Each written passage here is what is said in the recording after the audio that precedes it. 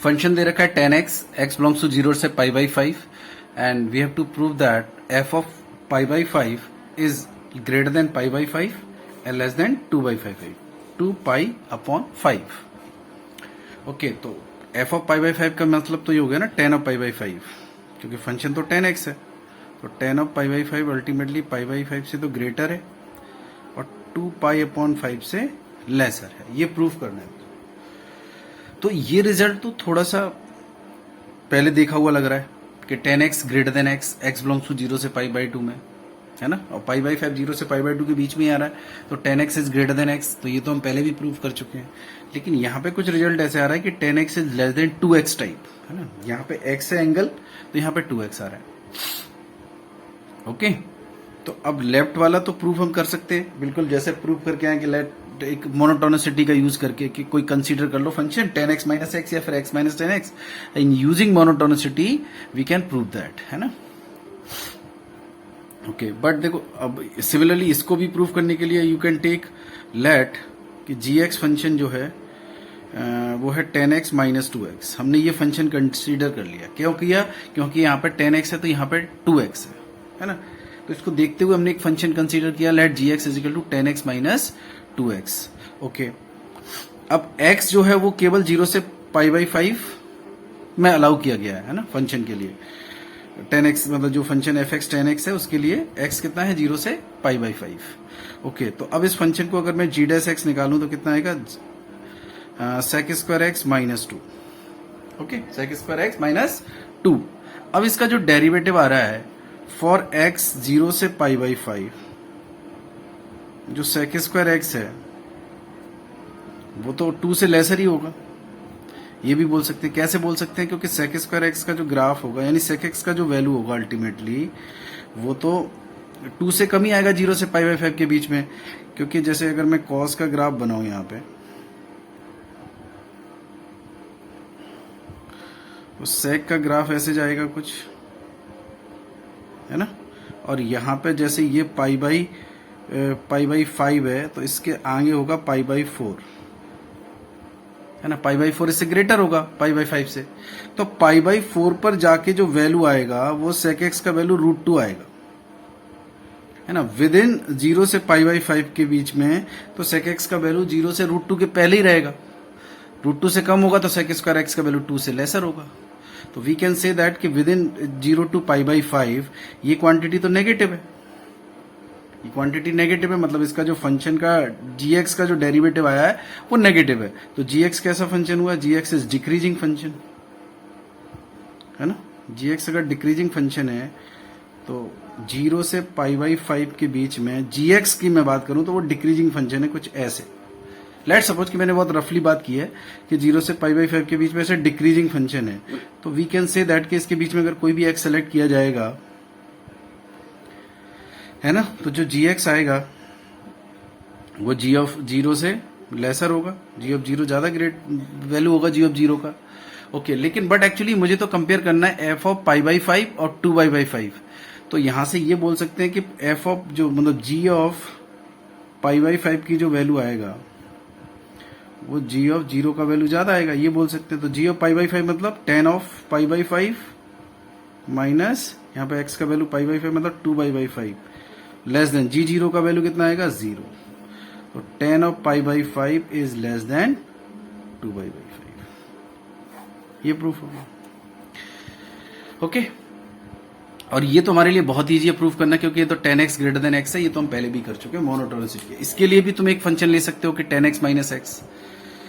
Okay, तो ये तो एक तरीका हो गया कि यूजिंग मोनोटोनिसिटी हमने इसको प्रूव किया है ना। सेकेंडली कि जैसे फंक्शन दे रखा है 10x, ओके, x दे रखा है 0 से पाई बाई 5। ओके, मुझे प्रूव करना है कि जो पाई बाई 5 है वो लेसर है 10 ऑफ पाई बाई 5 से, और 10 ऑफ पाई बाई 5 लेसर है 2 पाई अपॉन 5 से। ओके, अब देखो कि यहाँ पे जैसे 0 से पाई बाई 5 के बीच में जैसे फंक्शन क्या है, ये कॉन्टिन्यूअस है, डिफरेंशिएबल भी है। तो 0 से पाई बाई 5 के बीच में, पाई बाई 5 के बीच में अगर मैं कोई पॉइंट C ले लूं तो using LMBT for some C within 0 to pi by 4, f dash c can be written as f of pi by 5 minus f of 0 upon pi by 5 minus 0. Okay, then f dash c is sec square c is equal to f of pi by 5 means tan of pi by 5 minus f of 0 is 0 upon pi by 5. Okay, let's suppose this is first. Okay, अब sec square c is a increasing function.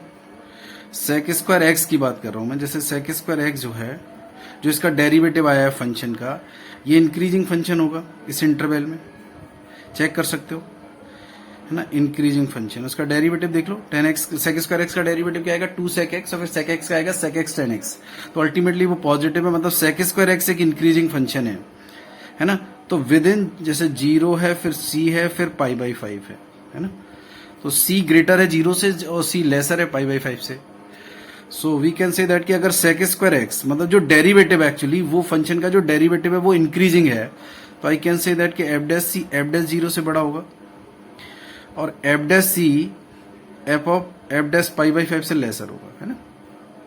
क्योंकि f dash है, मतलब inequality का sign change क्यों नहीं हो रहा है, क्योंकि यहाँ पे क्या है कि c 0 से बड़ा है और 0 c पाई बाई 5 से लेसर है.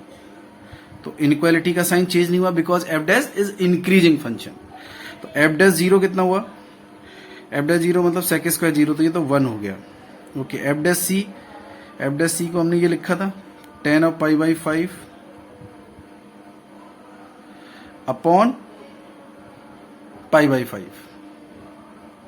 है ना, और लेस देन f डैश मतलब sec square pi by 5. Okay, तो देखो लेफ्ट वाला जो इनइक्वालिटी है वो तो यहां से प्रूफ हो गया कि पाई बाई 5 को अगर मैं मल्टीप्लाई करूंगा तो पाई by 5 is less then tan of pi by 5, ये वाला प्रूफ हो गया, है ना. अब इसके लिए क्योंकि sec स्क्वायर पाई बाई 5 का तो वैल्यू याद नहीं है हमें. ओके, लेकिन यहां पे कुछ 2 आ गया. अगर यहां पे 2 आता, है ना, 2 आता तो 2 से मल्टीप्लाई होता तो ये प्रूफ हो जाता.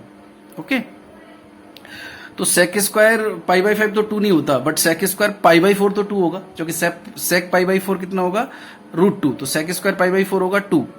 तो sec square pi by 4 is less then sec square pi by 4. sec square pi by 5 is less then sec square pi by 4, क्योंकि sec स्क्वायर एक्स तो इंक्रीजिंग फंक्शन है. तो पाई बाई 4 पे ज्यादा वैल्यू आएगा पाई बाई 5 के बजाय, इस जितना भी इंटरवल है. तो पाई बाई 4 अगर ज्यादा है इससे, तो इसका वैल्यू तो 2 होगा. ये वाला जो पार्ट है वो इससे ग्रेटर है और ये वाला पार्ट इससे ग्रेटर है. तो अल्टीमेटली हम कह सकते हैं कि ये जो पार्ट है वो इससे लेसर ही होगा और इसका वैल्यू 2 आ रहा है. तो जब ये 2 इसमें मल्टीप्लाई होगा तो 2 इंटू पाई बाई 5, तो ये आ जाएगा. ये वाली साइड भी प्रूफ हो जाएगी. तो LMBT का यूज करके भी प्रूफ कर सकते हैं और यूजिंग मोनोटोनिसिटी भी कर सकते हैं. ओके, एक फंक्शन है जो 0 से 2 के अंदर LMBT की सारी रिक्वायरमेंट्स को सेटिस्फाई कर रहा है ना. मतलब within 0 to 2 is a function is continuous and differentiable, and if f of 0 is equal to 0 and f dash x is less than or equals to 1/2 for all x belongs to 0 to 2, then these are the option.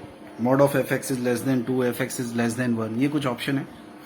Okay, तो function ये है कि LMBT के लिए बिल्कुल fulfil है, उसमें सारी कंडीशन फॉलो कर रहा है. 0 से 2 में वो कॉन्टिन्यूअस भी है, डिफरेंशिएबल है, और डेरिवेटिव के बारे में कुछ कमेंट किया है उसने कि 0 से 2 के बीच में सारे पॉइंट पर जो उसका डेरिवेटिव है वो 1/2 से हमेशा लेसर है या इक्वल है, और f of 0 का वैल्यू दे रखा है 0.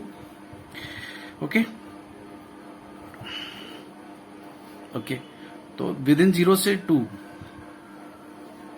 है ना, 0 से 2 में बिल्कुल फंक्शन कॉन्टिन्यूअस एंड डिफरेंशिएबल है. ओके, तो 0 से 2 के किसी भी पॉइंट पे, जैसे 0 से 2 में मैं कुछ भी x ले लूं, जैसे मैंने 0 से x ले लिया, तो यहां पे भी LMBT अप्लाई हो जाएगा. अब ये x कहीं भी वेरी कर जाए विद इन 0 से 2, LMBT तो लग ही जाएगा, है ना, क्योंकि LMBT तो 0 से 2 में भी लग सकता है, तो 0 से x में भी लग सकता है. ओके, तो आई कैन से दैट कि विद इन 0 to x, इसके बीच में किसी भी पॉइंट c पर आई कैन से दैट कि f dash c is equal to f of x minus f of 0 upon x minus 0. ये तो लिख ही सकते हैं. 0 से 2 के बीच में कोई भी एक पॉइंट x लिया गया, उसके बीच में कोई पॉइंट एक c एटलीस्ट एग्जिस्ट कर रहा होगा एक, जिस पर मैं डेरिवेटिव को ऐसे लिख सकता हूँ, F X minus F of zero upon X minus zero, but F of zero is zero, F of zero is zero, this is zero, F dash C is what, F X upon X. Okay okay, and we know that कि F dash X is less than equal to 1/2 for all X belongs to 0 से 2. Okay, तो this F X upon X is always less than equal to 1/2, है ना. So F X is less than equal to x/2. Okay, तो x can be maximum 2, तो F X is always less than equal to 1. या तो ये option correct है. तो मतलब LMBT का यूज करके, मतलब मैंने पहले डेरिवेटिव को लिखा है. क्यों डेरिवेटिव को लिखा है? क्योंकि डेरिवेटिव के बारे में उसने कुछ बोला है यहाँ पे पहले कि विद इन 0 से 2 में किसी भी x पर एफ डैश एक्स हमेशा 1/2 से लेसर या उसके इक्वल होगा. तो हमने यूजिंग LMBT 0 से 2 के बीच में कोई भी एक x लिया और वहां उसके बीच में LMBT लगाया, और उस LMBT से हमने डेरिवेटिव के बारे में लिखा कि डेरिवेटिव को ऐसे लिख सकते हैं जो कि 1/2 से लेसर होगा. तो वहां से हमें फंक्शन का आइडिया लग रहा है कि फंक्शन के बारे में एक कंडीशन निकल के आ रही है. ओके, ये भी पॉजिटिव है and 3a plus 5b plus 15c is equal to 0. ये क्वेश्चन में गिवन है. And options 1, there exist exactly one root of the equation ax की power 4 plus bx square plus c is equal to 0 in -1, 0. -1, 0 में exactly एक root lie कर रहा है इस इक्वेशन का, ऐसा बोल रहा है फर्स्ट ऑप्शन. एंड सेकंड में वो 0 से 1 में कह रहा है. सेम है कि there exist exactly one root of this equation in -1, 0 and this option in 0, 1. Language same है दोनों ऑप्शन में, इंटरवल अलग अलग है. और there exist exactly 2 root lie कर रहा है -1 से 1 में है. और ये है कि नंबर ऑफ रूट्स -1, 0 में कैन बी 2. ओके, ये ऑप्शन है. And you have to find the incorrect option. Which one is incorrect option? Okay, तो एक्चुअली एक बाई क्वाड्रेटिक इक्वेशन है. 4 डिग्री का एक पॉलिनोमियल है ये वाला, और इसके रूट्स का एनालिसिस किया जा रहा है. जैसे -1, 0 में किया जा रहा है, 0, 1 में किया जा रहा है, और exactly one root, at least one root, है ना. इस लैंग्वेज का यूज करके क्लिक करेगा कि थोड़ा सा रॉलीज थ्योरम जो होता है, रॉल्स थ्योरम, वो तो अप्लाई नहीं हो रहा है कहीं, है ना. तो इस क्वेश्चन में अगर मैं ये कहूं कि 0 से 1 में या -1, 0 में इसका एटलीस्ट एक रूट लाई कर रहा होगा, तो रॉल्स थ्योरम से हम बता सकते हैं. बट वो जो रॉल्स थ्योरम होता है वो तो डेरिवेटिव के रूट्स को बताता है ना. जैसे अगर मुझे रॉल्स थ्योरम के अकॉर्डिंग बताना है कि इस फंक्शन का या इस इक्वेशन का एटलीस्ट एक रूट लाई कर रहा है 0, 1 या -1, 0 में, तो ये डेरिवेटिव होना चाहिए. क्योंकि रॉल्स थ्योरम में हम क्या बोलते हैं कि फंक्शन अगर कॉन्टिन्यूअस है, डिफरेंशिएबल है और f of a is equal to f of b है, then its derivative f dash x is equal to 0 in at least one value of x lying a to b. तो derivative का एक root lie करेगा, तो ये तो derivative होना चाहिए अगर रॉल्स लग रहा है. तो फिर फंक्शन क्या होना चाहिए? फंक्शन ऐसा होना चाहिए जिसका डेरिवेटिव ये होना चाहिए. तो फंक्शन क्या होना चाहिए? इसका इंटीग्रेशन होना चाहिए. तो लेट सपोज कि मैंने एक फंक्शन कंसीडर किया ये, और ये वाला की क्यों किया? क्योंकि इसका इंटीग्रेशन है ये, क्योंकि इसको डेरिवेटिव करने पर मुझे ये मिल जाएगा. अब यहां पे मैंने चेक किया कि f ऑफ 0 कितना आ रहा है. f ऑफ 0 तो 0 आ रहा है. अच्छा, पहले -1, 0 में बात हो रही है, तो f ऑफ -1 कितना आएगा? f ऑफ -1 आएगा minus of a/5 plus b/3 and plus c. और ये भी 0 आएगा. क्यों? क्योंकि मैं जैसे ही इस टर्म का यूज करूंगा तो ये भी 0 आ जाएगा. Okay, means I can say that कि at least one root in -1 to 0, at least one root in -1, 0 of ax की power 4 plus bx square plus c. क्योंकि इसका डेरिवेटिव कौन हुआ? इसका डेरिवेटिव हुआ ये. तो अगर यहां पे रॉल्स लग रहा है, इसका मतलब क्या है कि -1 से 0 के बीच में एटलीस्ट एक x होगा जिसपे ये 0 हो जाएगा. यानी इसका एक रूट तो डेफिनेटली, एटलीस्ट एक रूट तो लाई करेगा ही करेगा -1 से 0 के बीच में. अच्छा, अब f ऑफ -1 भी 0 है, तो ये देखो यहाँ पे f ऑफ 1 भी 0 ही आएगा. सिमिलरली एफ ऑफ 0 0 है एंड एफ ऑफ 1 भी 0 है, तो रॉल्स थ्योरम तो 0 से 1 के बीच में भी लग जाएगा. So at least one root in 0,1 of ax की power 4 plus bx square plus c is equal to 0. इस इक्वेशन का एटलीस्ट एक रूट तो 0,1 में भी होगा और एटलीस्ट एक रूट -1,0 में भी होगा. बट उसने क्वेश्चन में एक्चुअली लैंग्वेज में एग्जैक्टली वर्ड यूज किया है. देखो एग्जैक्टली वन रूट. तो हम तो अभी तक ये प्रूव कर पाए कि एटलीस्ट एक रूट लाई करेगा -1,0 में और एटलीस्ट एक रूट लाई करेगा 0,1 में. एग्जैक्टली प्रूव करने के लिए तो मुझे पहले ये देखना होगा कि ये जो इक्वेशन है ना ax की power 4 plus bx square plus c is equal to 0, ये एक बाई क्वाड्रेटिक इक्वेशन है. इसके तो 4 रूट हो सकते हैं, है ना. 4 में से कितने रियल हैं कितने इमेजिनरी हैं वो तो देखना पड़ेगा. तो इसके 4 रूट हो सकते हैं. तो अब मुझे ए बी के बारे में बताया गया है कि ए बी पॉजिटिव है ना. तो ए बी पॉजिटिव है मतलब आइदर ए और बी पॉजिटिव और आइदर ए और बी नेगेटिव. या तो ए और बी पॉजिटिव है या ए और बी नेगेटिव है, क्योंकि दोनों सेम साइन के हैं तो कंफर्म है. ओके, अब यहां से रूट कैसे निकलेगा. जैसे ये 4 डिग्री का तुम्हें दिख रहा है जिसमें x की पावर 4 है, x स्क्वायर है, तो I can take x square as a t and this is a t square plus b t plus c is equal to 0. Okay, अब यहां से दो t का डिफरेंट वैल्यू आएगा t1 t2 और वो t1 t2 आएगा तो वो यहां पे रखने के बाद क्या होगा. जैसे लेट सपोज कि t का दो वैल्यू आया, एक 5 आया एक 3 आया, तो x square is equal to 5 x square is equal to 3 मतलब इसके 4 रूट हो जाएंगे.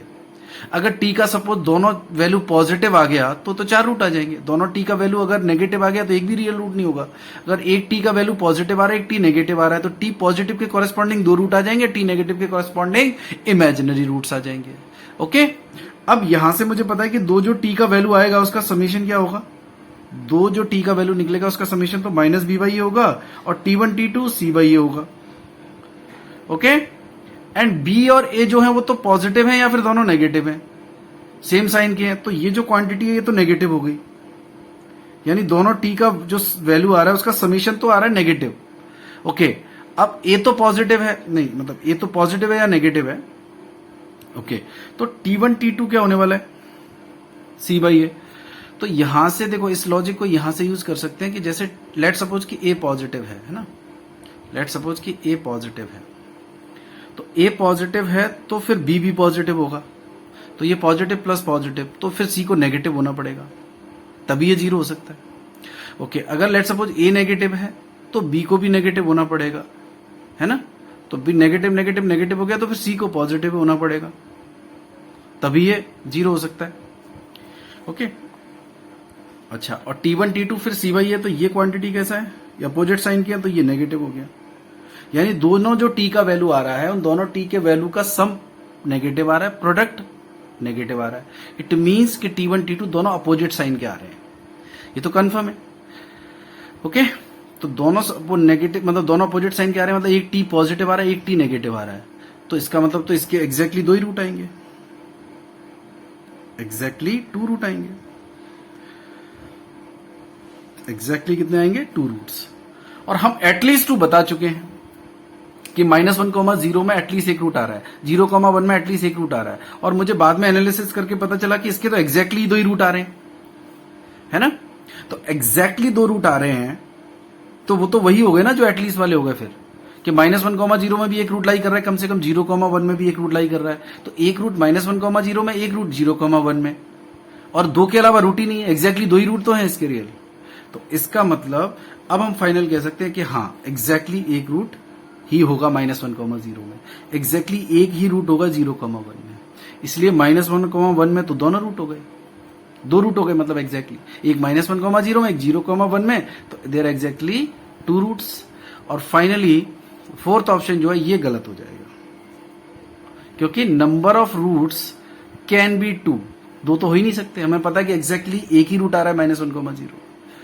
ओके, तो रॉल्स तो लग ही रहा है, उसके साथ साथ यहाँ पे थ्योरी ऑफ इक्वेशन से एक बाई क्वाड्रेटिक की एनालिसिस भी की जा रही है कि रूट्स जो 4 रूट्स हैं उनमें से 2 रियल हैं और 2 इमेजिनरी. ओके.